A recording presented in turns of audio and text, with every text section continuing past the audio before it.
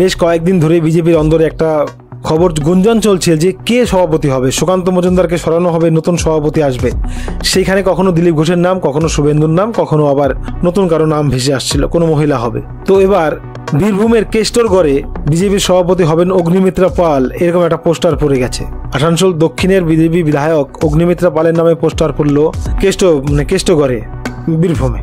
তো এইরকম একটা পরিস্থিতির মধ্যে যখন অগ্নিমিত্রা পালের নামে পোস্টার পড়ছে, তাহলে কি কোথাও না কোথাও ইঙ্গিত যে হ্যাঁ, মহিলা কোনো সভাপতি হচ্ছে বাংলায়। সেই পোস্টারে বলা হচ্ছে মমতার বিরুদ্ধে লড়াকু মুখ চাই, সেটা মহিলা মুখ, সেটা অগ্নিমিত্রা পাল।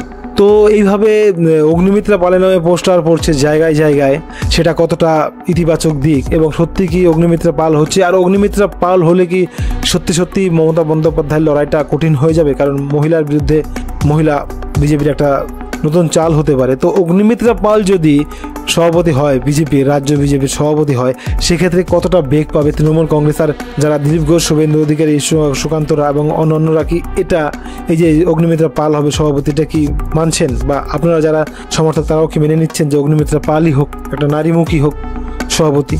আর এটা কি সত্যি হচ্ছে নাকি এমনি গুজব? কমেন্টে লিখবেন।